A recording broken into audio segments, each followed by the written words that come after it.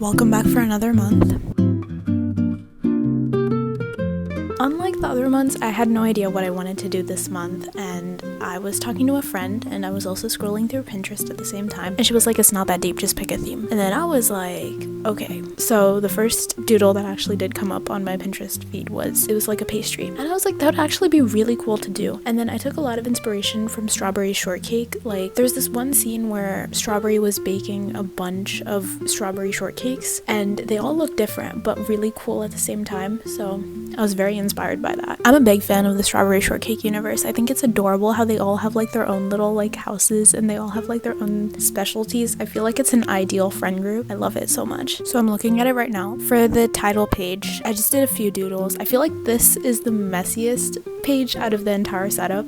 Unfortunately, it always turns out like that. I used colored pencil on this one, which I typically don't use. I always go for marker. I really like the way it turned out. I also did a bubbly font. I feel like that's what really went with the entire theme. And then the quote, "It's a piece of cake." I'm manifesting that mentality for this next month. I just want things to be easy. Yeah.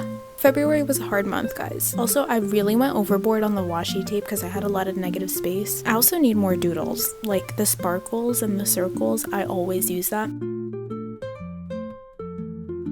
Okay, this page is my favorite page. I really liked the way that the pastries are arranged in a grid almost. I don't know where I got this from. I'm pretty sure in one of the Strawberry Shortcake episodes. Actually, no. I'm pretty sure in Strawberry Shortcake, like all the girls, like their wallpapers have like their fruit arranged in like some form of a grid. I think Blueberry had like a blueberry gridded wallpaper, and I took a lot of inspiration from that. I arranged like all the pastries in a grid and did the calendar. Also, the lines turned out so straight. I have no idea how I did that. I didn't use a ruler, by the way. I never use a ruler. Something Amanda Rachel taught me. I can't believe they turned out so smoothly. Wow, that's a first. I also really like the weekly spread. This is more of a different type of layout that I'm used to. I like it. I feel like overall I'm a lot more satisfied with this month than I am with my other months. I think it was very big on like experimentation. I would never do the grid because it would typically take way too much time, but I'm glad that I spent the time on it for this month.